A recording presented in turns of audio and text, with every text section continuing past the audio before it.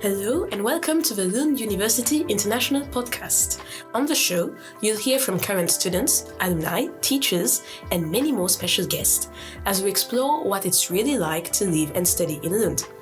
My name is Bénédicte, and I am a student worker at External Relations. I am also a recent graduate in the Master's Program of Development Studies, and I'm from Mauritius. Today's topic is studying in sustainable Sweden. And with me, I have three guests who are experts on the topic. So we have Lukrecija. You should like to introduce yourself? Yes. Hi, I'm Lukrecija. I come from Lithuania and I just finished my 2 years master's program in environmental management and policy. So sure, soon to be an expert. Exactly. And Diana? Hi, Bénédicte. My name is Diana. I come from Indonesia. Same with Lukrecija. I'm also studying environmental management and policy. I'm not sure if I can call myself an expert right now because I just graduated, so maybe soon to be. Right. And Sebastián? Yeah, well, I am Sebastián. I come from Ecuador, and now I'm studying Human Ecology. Currently, finishing my first year, so I have another year more. Good luck. And Nice. All right. Very happy to see you. Yes, happy to be here as well with you. And tell me, what are your programs about? Because I called you experts. So you have Human Ecology and Environmental management and policy. So just if you can just simply describe what is it about? Is it just the environment or is it something a bit more? It's mixed. So if you hear in the name, it says management and policy. So we take into account like the business side of sustainability or what needs to be done within the corporate environments to have a bit of more sustainable procedures, but also we look at the policy side. So what policies and directives should be in place and laws to sort of control the business in a way. So we're trying to have both perspectives. And then as graduates, we can work within policy or within business as well. Yeah. So we get both. Yeah. And would it be just for Sweden or Europe or the world? So in terms of policy, we studied like in the world, in the world, and then we also study like more specifically in the European context. Mm-hmm. We have like several discussion or group projects in the European laws and policies, but we also take into account like for each countries what is happening in our home countries. Mm-hmm. We have some discussion on that as well. Okay, so a global approach. Yeah. And what about Human Ecology? Well, Human Ecology is a program where we study the connection between nature and society. I can say more from the social aspect of it. So because the complete name is Human Ecology, Culture, Power, and Sustainability. Right. So we want to know. So you're the expert. Yeah. I don't know if I can be called an expert, but yeah, it's interesting. So we want to know like what are the social aspects of the sustainable or the environmental problems in the world. A lot of anthropology, economy, history. So a lot of things connected. It's very interesting. Yeah. Super interesting. Yeah. I want to study that too. Yeah. Me too now. Yeah. But all right. You can try. All right. So let's say if we talk about this big word, sustainability, what kind of perspectives did you get from your program or maybe from your classmates? How did that integrate this concept of sustainability to your studies? Well, in my program, I can say that we have different perspectives because it's a very international program. So we have different backgrounds. It's very diverse. So it's interesting to have this kind of group work and conversations with with my classmates. And for example, I studied before geography, but my classmates, I don't know, they have like a background in psychology or law or policy making, different stuff. Mm-hmm. So it's very nice to have this environment where you can share your ideas. And I think I learned a lot from this social perspective in my program because before I was more into the engineering, GIS, this kind of stuff. Yeah. So traditional geography, if we can say. Yeah, it was traditional geography somehow, like human and physical. Yeah. Also, I had this social before, but now it was more like to know what is happening in the world from a very broad perspective. Nice. Sounds really good. And if I can ask you, environment management and policy, for you, what would be sustainability, or how was that introduced to you in your class? Yeah, I mean, you if you can talk in simple terms for the non-experts, you know. Yeah, big question. I mean, just trying to live within the planetary boundaries, as we say. What is a planetary boundary? Again, simple, but yeah. Yeah, I mean, so like in 2009, a man called Röckström and his peers, like other scientists, they defined 9 planetary boundaries. That is like a safe operating space for humanity. Ah. And it's just different parts of like biochemical flows, like ozone layer, fresh water, land use. Biodiversity. Exactly, biodiversity. And so we as humans, we affect all these boundaries and we push them. And so unfortunately, we're not in a very good state, but I don't want to go down that road. But I mean, so for us, what we're learning is basically what can businesses do to try to address and like affect the environment as least as possible. It's never impossible to just be super sustainable and just not make an impact, but to reduce your impact. But so then we're looking at from business side, so not as just one individual really, but more as a corporation maybe. And then also what policies are in place or should be in place, or how they're enforced in order to try sort of manage how the environment is affected. Nice. Yeah, from the policy side, it's also about the policy making process, how the policymakers can help to plan and build the policy to be implemented in each country, and then how can each country, or for in this case, we studied about the European environment. So it was how each member states can build their own regulation to be able to achieve the same goal with the European law. Yeah, right, I understand. All right, super interesting. And so that's in the classroom. Now let's talk a bit, let's say in your life as a student in Lund, would you say that you were able to live, or you are able to live sustainably? Well, I think that Lund is a student city, very international and small at the same time, where you can have access to different kind of sustainable aspects of a city. For example, my first impression here was about transportation. I think in all Sweden is similar, but here in Lund particularly, I liked that everywhere you can find these biking lanes, you know. So it's very easy to drive, to ride a bicycle, and also the public transport is very good. It is accessible during all day and on the weekends at night. So it's like you really can enjoy this public transportation. It's very sustainable. Everything is electric and that kind of stuff. And also, for example, the recycling system, every accommodation, housing. So it was very nice to see that you have this option to do it. And it's like somehow the system pushes you to be more sustainable in some way. Yeah, they do make it really clear with recycling, I think. They do a good job in student accommodation, like with all the colors and like, even like mini workshops or whatever. So I feel like that's, Sweden has that right for sure. And with the biking, it's nice because Scania is so flat. So you can bike everywhere. That helps. I don't know if it's as good everywhere in Sweden as you said, and it depends because like other cities are really spread out. But in Lund, it's nice because it's so tiny, so you can even if you want, you can walk actually, right? But biking is also very accessible. Yeah, exactly. Nice. They say Lund, just to give an idea, something from the top to the bottom of Lund, it would be around 20 minutes by bike if you want to do the whole city. And most places within a 10-15 minutes. And actually, there's a funny story here. Probably you know. Have you heard of the Academy Quarter? Yeah. So there's 15 minutes to start classes. So let's say in your schedule, classes start at 10.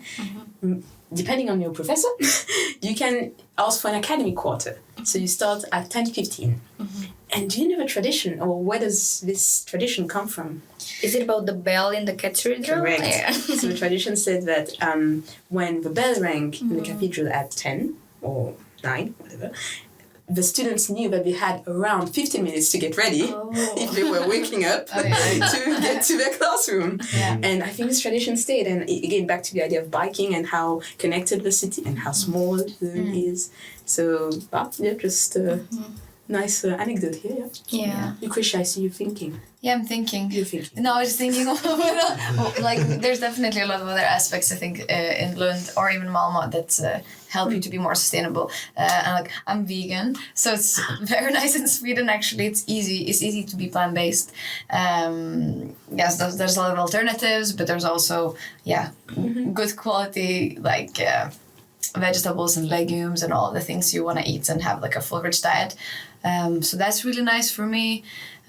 Whenever I leave Sweden, I realize how hard it is to be vegan. But then in Sweden, I live in this like, I don't know, awesome bubble of everything is accessible for me in the store. Like there's huge plant-based sections and you can find like, various alternatives of, not meat and not eggs and whatever. And you were talking about transportation earlier.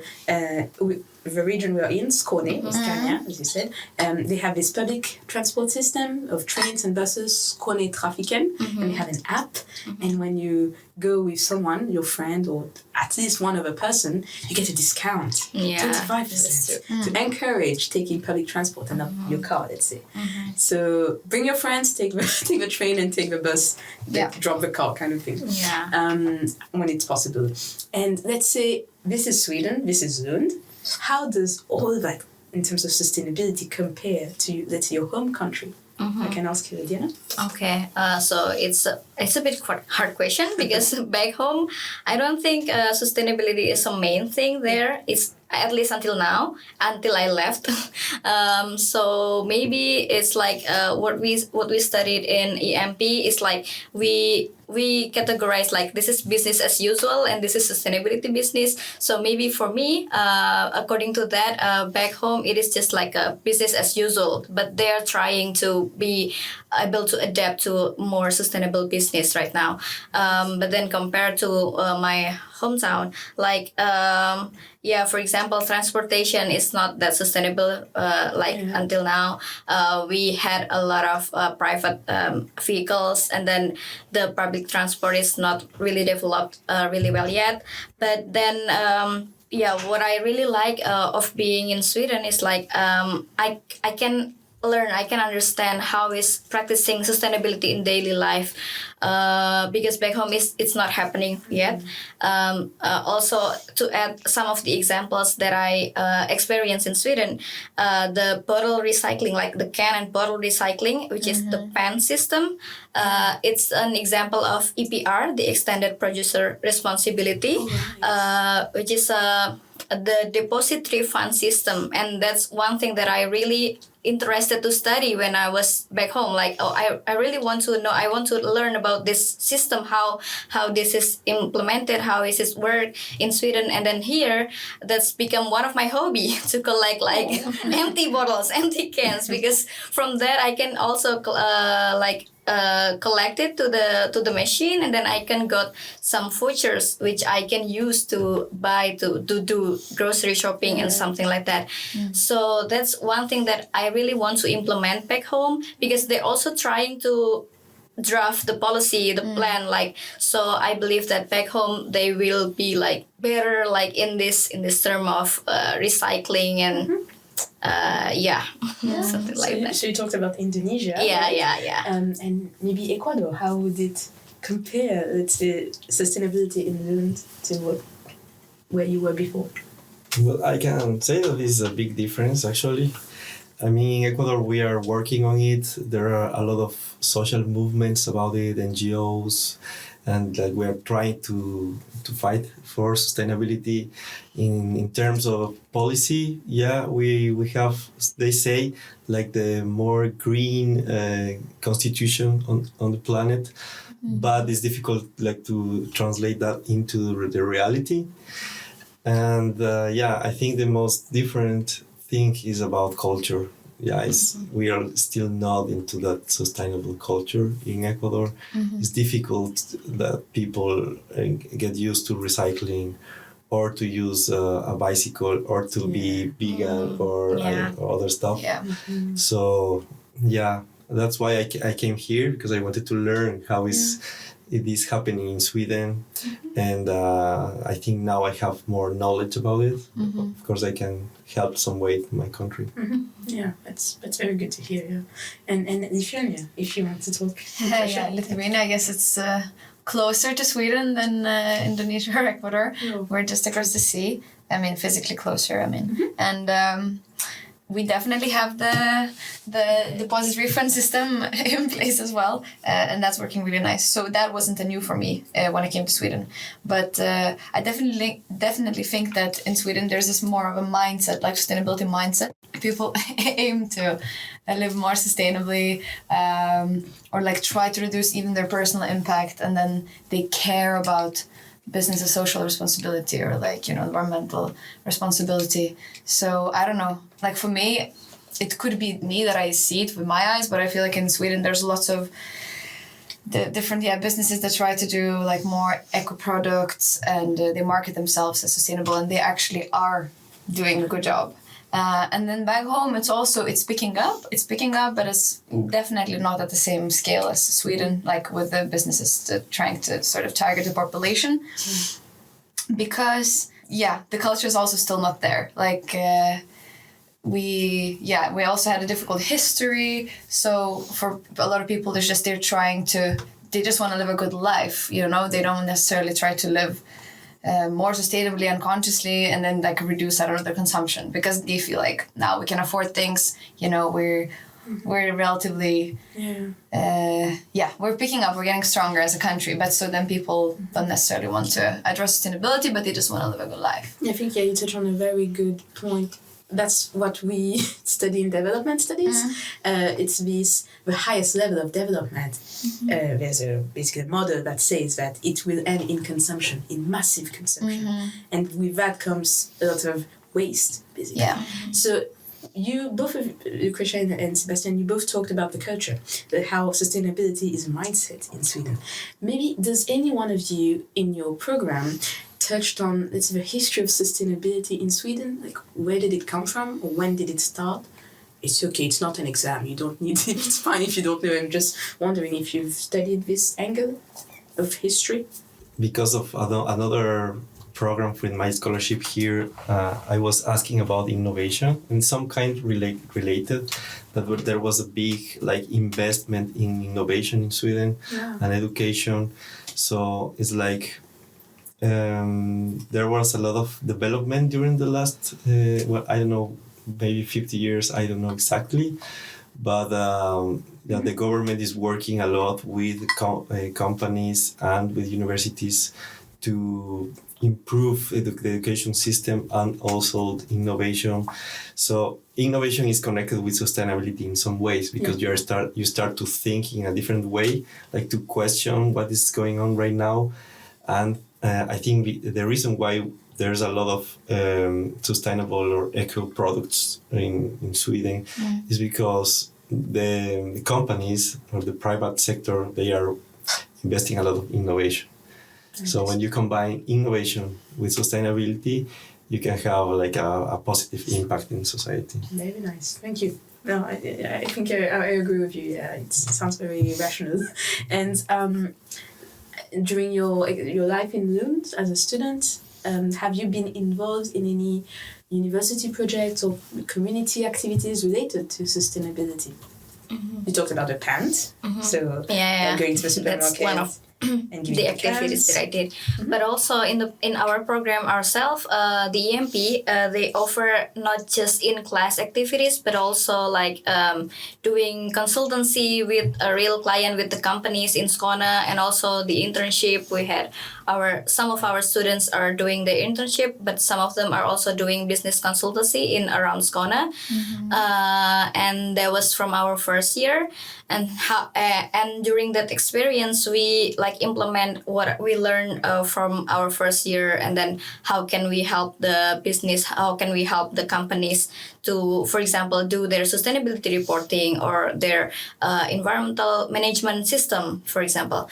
And then also in the second year, we have the SSC, Sustainable Solutions in Context. Sustainable Solution in Context, which is also consultancy is a group project within 5 weeks with real companies again, but it's in around the world. So we have some clients in the Europe. We also have one client in Africa, and some other things. So that's how we implement what we studied in the EMP, and then how can we help the companies in real life business case. Okay. Thank you. That was really fun to put your theoretical knowledge in practice. And talk to real clients. That's nice. And Sebastián, did you participate in any project at the university or in your community on campus or in the city? Well, in Lund you have different organizations or groups where you can do some sustainable activities. For example, you have the Circle Center. Yes, exactly. It's kind of where you can find stuff that is secondhand and borrow it. So it's very nice, very, very cheap, almost for free. And it's very cool. Well, I just got there my first things from my home. But you can also be a volunteer there and help. It's one example. You have I know that my classmates go a lot to the Smolensk Nation for this people's kitchen activity where you get this free food basically. So the idea is to get the waste because a lot of these big markets, supermarkets, they have a lot of waste. Food waste. So food waste. So you can get this and prepare things, I am also part of ESN, the Erasmus Student Network. Nice. And we have this environmental coordination somehow, and where we can do some sustainable activities for exchange students, basically. So and now during the summer I'm taking another program. Okay. That is the Leapfrogs Scholarship. All right. It is part of the Venture Lab. Yes. So where you can they help you with your business idea for sustainability. So it's a program for the summer. So you get some funds for 3 months to work on it. So nice. For the people that maybe are gonna stay here during the summer, is a good chance to. And you're doing it. I am doing it. Nice. Wow. Nice. We're excited to hear about your idea. And when nice. And when you talked about the food kitchen, was it? Yeah. People's Kitchen. People's Kitchen, sorry. Food kitchen, yes, of course. And I know that there's, I think it's sort of an app or a network that's called Too Good To Go. I've used it once, but I haven't been a major user. But the idea is, let's say you have bread or pastries or some sort of food that has not been sold on that day, and you can, let's say the business or the company will put it on the app, and any user can see it and basically buy it for cheaper, so that it doesn't go to waste. So because it's still too good to go. Exactly. It's the last moment. Exactly. And related to that, I think supermarkets themselves around Lund, I've seen a few let's say discounts because the product is about to expire but hasn't expired yet, so basically you can still consume it. And I see on the bottle of milk, for example, they say you don't have to throw me away. The bottle speaks. You don't have to throw me away if the expiry date is coming. Just smell the milk, look, don't just assume it will be bad. Use your best judgment before throwing something away. So I think these are, daily life examples of how you can, I think, as you were saying before, reduce your impact on the environment. Exactly, the pressure we're putting on the environment. Talking about food, actually, I remember there's also an organization called Food Saving Lund.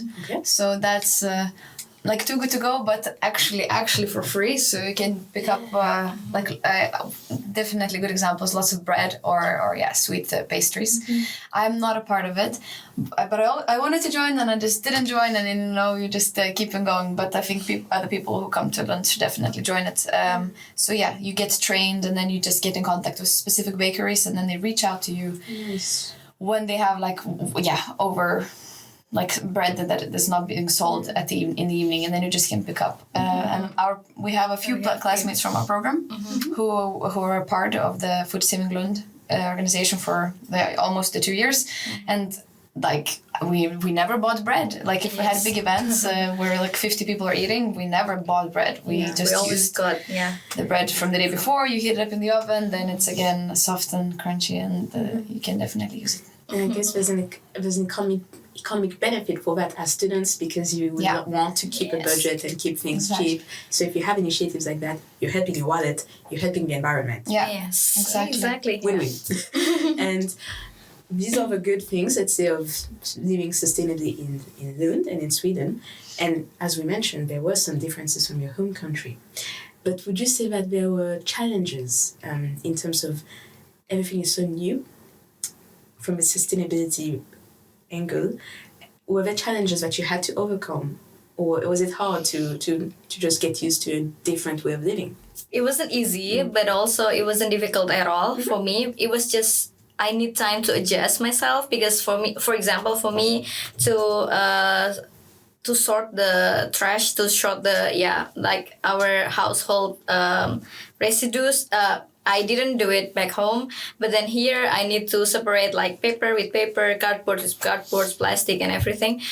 So I need time. Like from the beginning I need time, because it was. I already had my own habit, which I just throw everything all at one bin.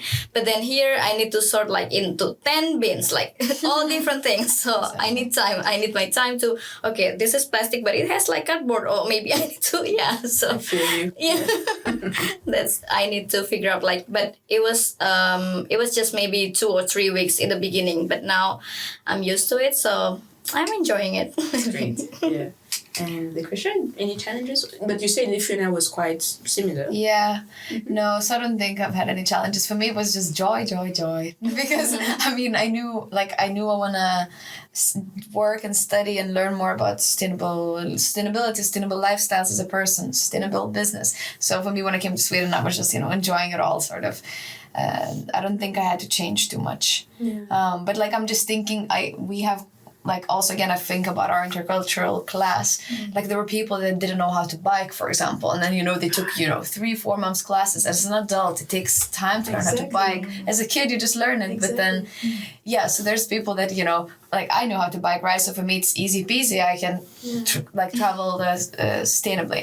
Or I'm used to apps and buying tickets on apps. But, I think definitely some people experience challenges. But I guess I was just... I was okay. Yeah. Yay. That's great. And Sebastián? Yeah, I don't know if I didn't have big challenges. Yeah, maybe about the recycling at the beginning, to take time to separate everything, but it was not that hard. Yeah. So I think the system works really well, so it's easy to get used to it. And to follow, basically. Yeah, to follow it. Very good. No, thank you. And we're reaching the end of the episode now.